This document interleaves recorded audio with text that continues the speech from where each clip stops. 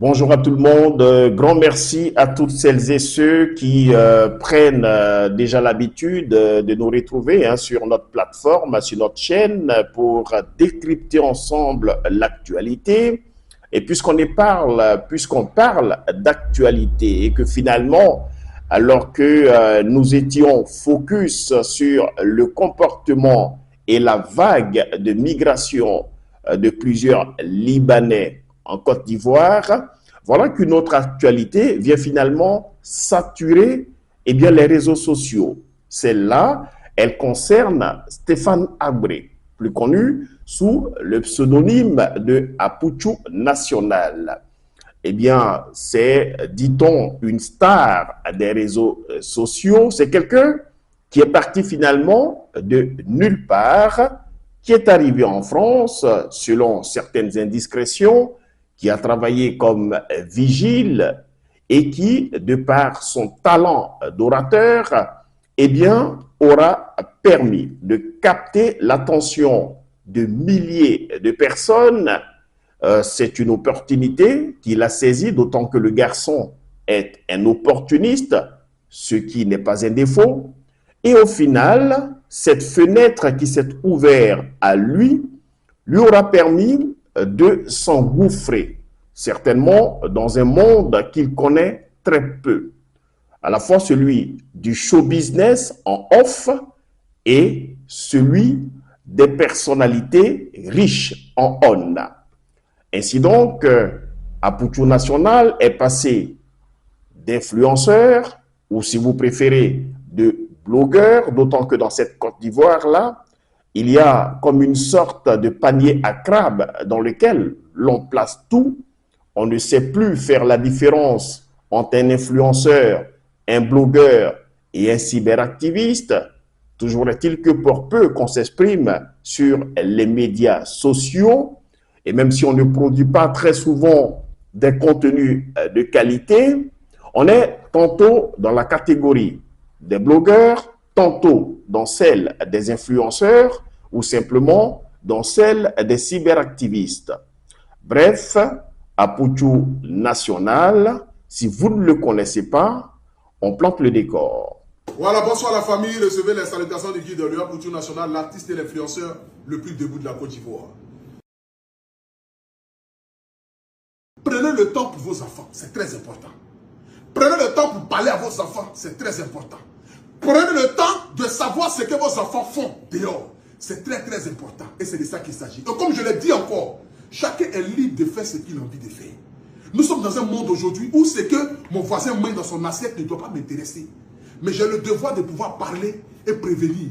Et prévenir, c'est de dire à nos parents d'éduquer les enfants. Et c'est de ça qu'il s'agit. Eh bien voilà, ce garçon donc, il y a à peine quelques jours en arrière, a, encore une fois, via les réseaux sociaux, présenté un sac contenant une forte somme d'argent. Je vais vous épargner tous les détails, d'autant que vous les connaissez déjà. Les uns et les autres en ont largement et fortement parlé. Ce qui est intéressant à savoir ici, c'est que finalement, Apuchu National et deux de ses copains ont été mis aux arrêts. Alors, certains parlent de garde à vue, tandis que d'autres évoquent une enquête beaucoup plus poussée, notamment en ce qui concerne la police criminelle de la Côte d'Ivoire qui voudrait savoir l'origine des fonds.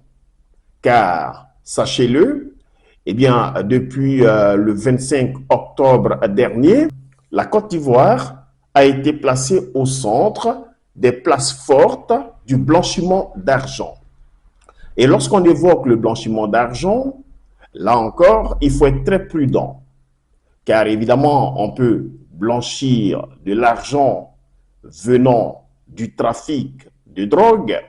On peut blanchir également de l'argent venant de la vente d'armes à feu. On peut blanchir de l'argent destiné à des groupes terroristes. On peut blanchir même de l'argent qui sort des caisses de l'État. Alors, bien évidemment, l'interpellation de Apuchu National ne devrait pas surprendre. Sauf que voilà, tentons d'axer notre analyse sur deux points. Mais avant cela, pour mieux comprendre ce que c'est que la Côte d'Ivoire et l'argent qui est très régulièrement mis en avant, peu importe les lieux, peu importe les personnes, peu importe les circonstances, je vous invite à suivre cette capsule.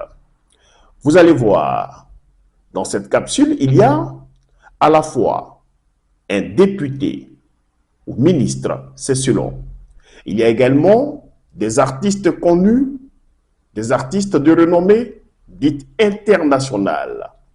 Il y a des personnes anonymes. Bref, il y a quasiment tout le monde. Il y a même des personnes qui se présentent tantôt comme des pasteurs, tantôt comme des blogueurs, tantôt comme des influenceurs. On regarde juste la capsule et juste derrière, on en reparle. Voilà, bonsoir la famille. Recevez les salutations du guide de l'UA Couture Nationale, l'artiste et l'influenceur le plus debout de la Côte d'Ivoire.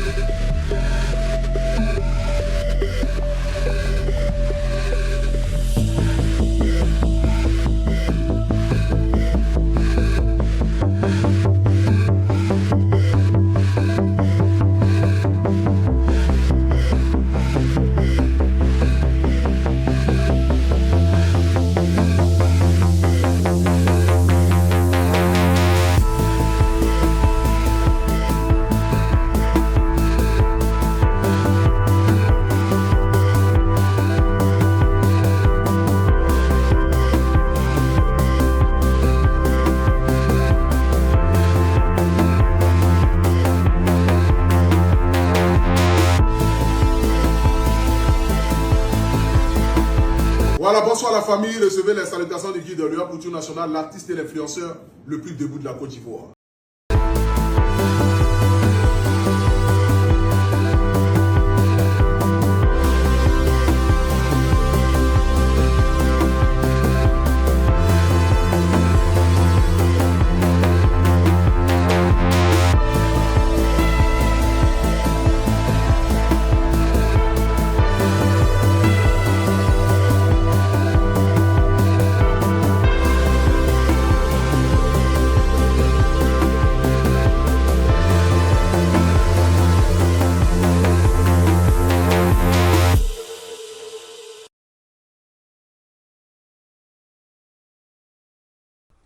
Vous avez bien vu dans cette capsule qu'on vous a présentée, plusieurs acteurs, à la fois du Gotha politique ivoirien, mais également des acteurs du showbiz de la Côte d'Ivoire. L'argent coule à flot. Et comme je l'ai dit d'entrée de jeu, il y a le côté virtuel et il y a le côté réel. Toutes ces personnes sont des influenceurs. Sur leur page figurent des milliers et des milliers d'abonnés. Ils n'ont pas hésité pour beaucoup d'entre eux à brandir de l'argent depuis fort longtemps, et cela au vu et au su des autorités ivoiriennes. Axons à présent notre analyse sur deux points. Le premier, c'est pourquoi maintenant? On le sait bien, dans cette Côte d'Ivoire-là, il y a toute une armée, entre guillemets, d'acteurs de l'univers des réseaux sociaux qui servent un tout petit peu tantôt de cobaye, tantôt, eh bien, d'issue de secours.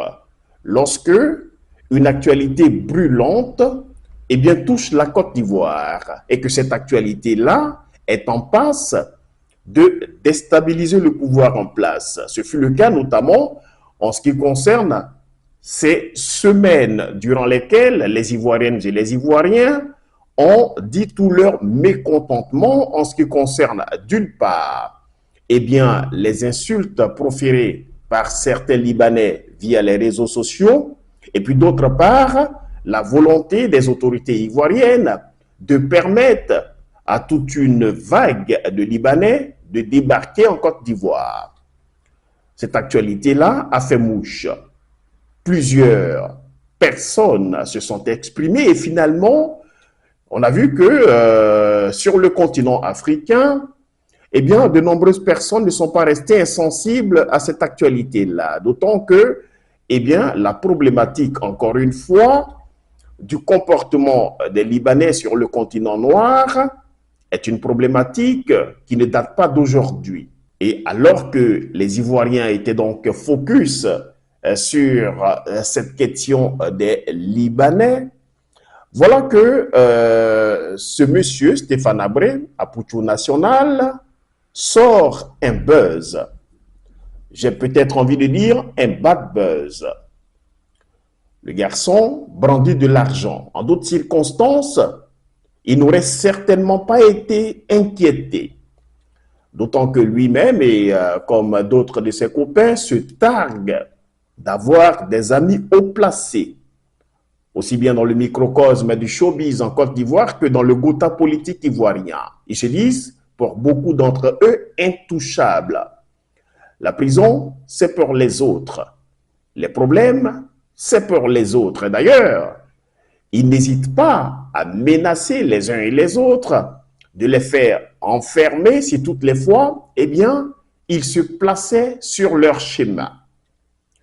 Ici, la question qu'on se pose, évidemment, c'est comment cette actualité produite par Pouchou National arrive justement à un moment, encore une fois, où les Ivoiriens exprimaient leur colère vis-à-vis des Libanais.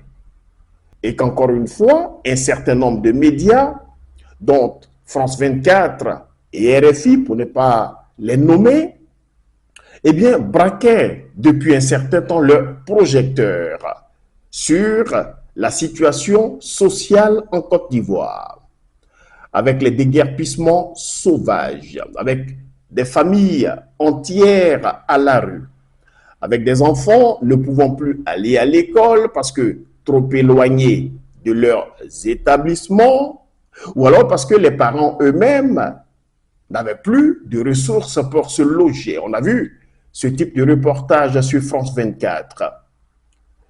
Et finalement, que dire de cette autre actualité où on voit un certain Robert Bourgi faire le tour de quasiment tous les médias français, eh bien, pour tirer à boulet rouge sur le pouvoir ivoirien, notamment sur Alassane Ouattara.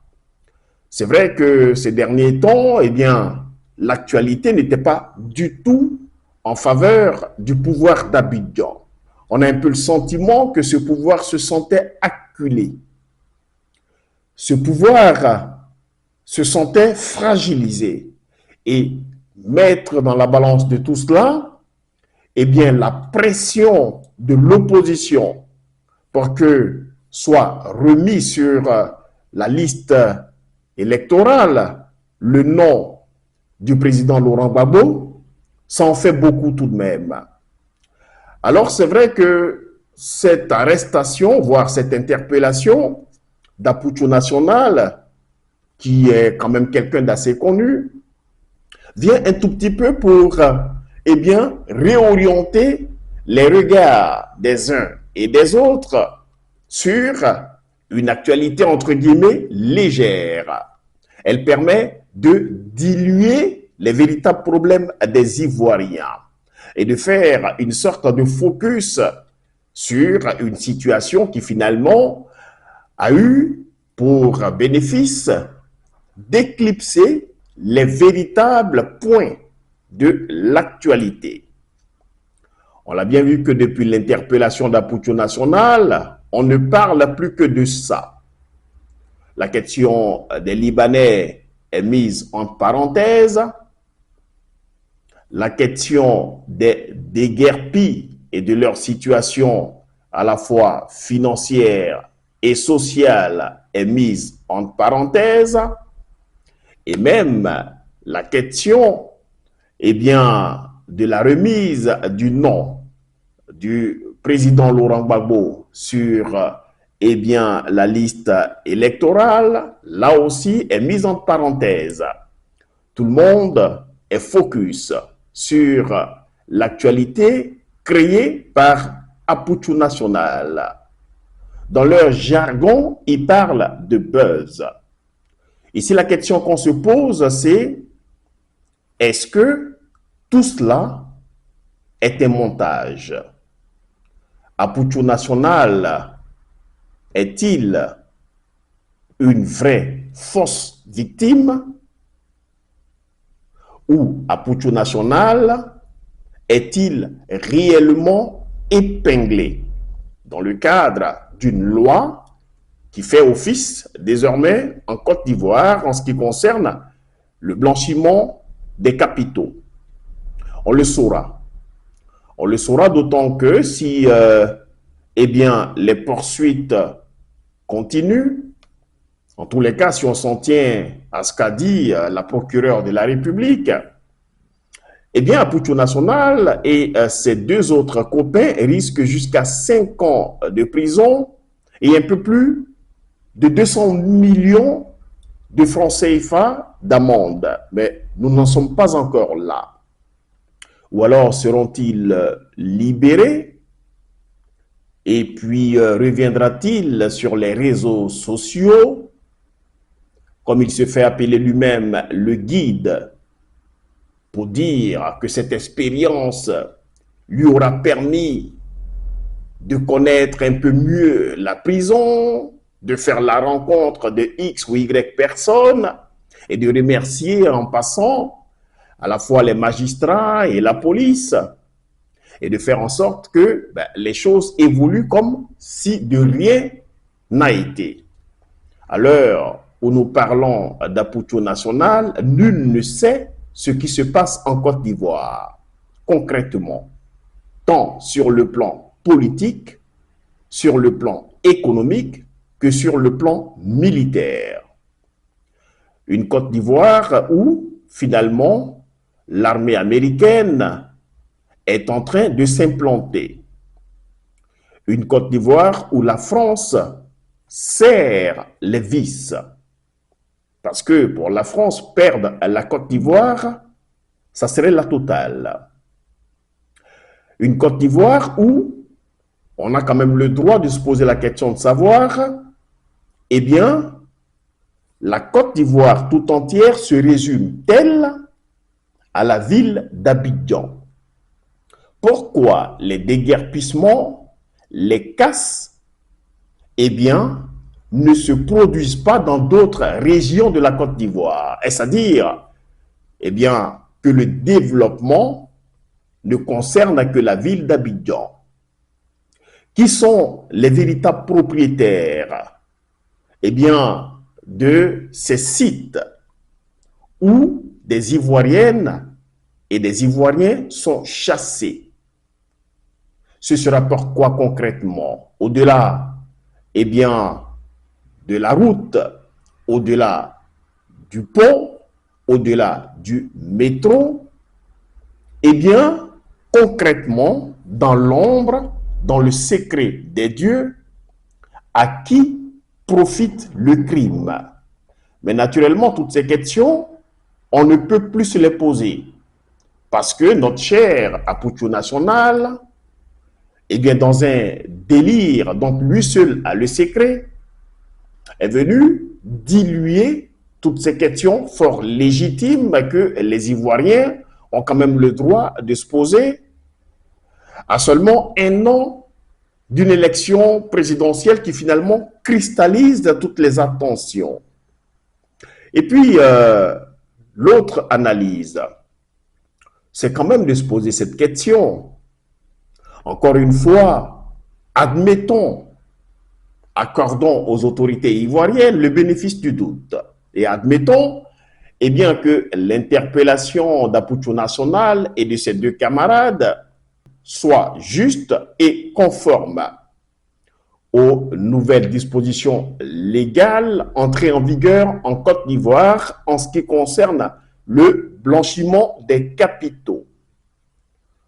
Mais est-ce que le pôle financier de la Côte d'Ivoire ne devrait pas plutôt regarder du côté des autorités pour savoir concrètement, eh bien, comment ces autorités, d'ailleurs, qu'elles soient du pouvoir ou de l'opposition, ou même des fonctionnaires de police ou de gendarmerie, etc., des magistrats et j'en passe, comment toutes ces personnalités s'arrangent pour certaines, pour disposer eh bien, de biens immobiliers, d'un patrimoine immobilier aussi important pour beaucoup d'entre eux. Peut-être que, avant même d'interpeller Apoucho National, il aurait été intéressant que ce monsieur ne serve pas, entre guillemets, de cobaye. Mais pour faire la leçon aux Ivoiriens, il aurait été intéressant que les autorités elles-mêmes s'intéressent eh bien, à certaines autorités, à certains hauts fonctionnaires et à leurs proches. Jeter un œil sur leur compte bancaire, jeter un œil sur le patrimoine mobilier et immobilier, jeter un œil sur les transactions financières faites par les uns et les autres, et pourquoi pas écrire à un certain nombre de pays, que ce soit en Europe ou aux États-Unis ou même ailleurs, pour ne serait-ce que demander une forme de collaboration qui aurait permis de savoir si des autorités ivoiriennes disposent de biens immobiliers, savoir quelle est la valeur de ces biens immobiliers et interroger ces personnalités-là pour savoir, eh bien, d'où elles sortent ces fonds qui leur permettent d'avoir une telle opulence. Parce qu'au final, interpeller Apoucho, c'est un moindre mal. Ce que Apoucho a brandi, même si naturellement nous n'encourageons pas cela, la question n'est pas à ce niveau. Mais concrètement, en termes de blanchiment d'argent, si les autorités ivoiriennes veulent faire leur travail en toute exemplarité, eh bien, tous les éléments sont là pour que justement elles fassent très normalement leur travail. Cette interpellation nous laisse plus de questions que de réponses. D'ailleurs, un troisième volet de notre analyse concerne Apoucho National lui-même. C'est un garçon assez courageux, nous l'admettons. C'est un garçon intelligent, c'est un garçon talentueux. C'est vrai que c'est un garçon qui est parti de zéro et qui s'est retrouvé au stade de héros. Il faut le reconnaître. Sauf que, comme qui dirait, plus le fauteuil est haut et plus la chute est brutale. La Côte d'Ivoire n'est pas simplement ou seulement une place forte du blanchiment d'argent. La Côte d'Ivoire n'est pas seulement la plaque tournante du show business en Afrique. On a beaucoup évoqué la Côte d'Ivoire dans de nombreux rapports en ce qui concerne eh bien, le flux de drogue. Et puis, la Côte d'Ivoire, c'est aussi pour ceux qui regardent simplement la ville d'Abidjan avec les yeux de la tête et qui ne regardent pas la capitale administrative ivoirienne avec les yeux de l'esprit. La Côte d'Ivoire, c'est aussi l'une des bases centrales dans la sous-région africaine, peut-être même sur le continent africain, et bien de plusieurs sectes, des sectes hyper puissantes. Je ne vais pas les nommer ici. Et donc, c'est vrai que beaucoup de ces acteurs que l'on retrouve sur les réseaux sociaux ont aussi là un double rôle. D'une part, justifier leur richesse à travers leurs activités via les réseaux sociaux, et puis d'autre part, inciter d'autres jeunes plutôt naïfs eh bien, à rejoindre, on va dire, un certain nombre de sectes. Et lorsqu'on évoque les sectes, eh bien, ce sont ces milieux dans lesquels vous avez un parrain ou une marraine, c'est selon. Vous partez de rien et tout de suite, vous vous retrouvez au sommet. Vous dînez avec les grands. Vous jouez avec l'argent. Vous avez, comme on dit, pignon sur rue. Et à un moment donné, lorsque vous avez pris goût eh bien, à cette vie-là, on vous demande l'impossible. Parfois, des sacrifices humains. On vous demande eh bien, de livrer des personnes très proches, très chères. Ou alors, pour certains, eh bien, de s'adonner à des rites sadomasochistes, de faire des choses que vous n'auriez jamais imaginées. Et lorsque vous dites non, ce genre d'avertissement également peut se produire. Et c'est d'ailleurs la raison pour laquelle je dis que cette interpellation d'Aputu National nous laisse, encore une fois, plus d'interrogations que de réponses. S'agit-il d'une vraie fausse victime? S'agit-il d'une mise en scène pour occulter les vrais problèmes des Ivoiriennes et des Ivoiriens? S'agit-il d'une mise en garde d'un circuit dans lequel ce monsieur se trouve? Bref, toutes les questions restent posées. Alors, chers amis ivoiriens, je vous demande, comme qui dirait, de rester concentrés. Parce que la moindre distraction peut coûter cher. Salut.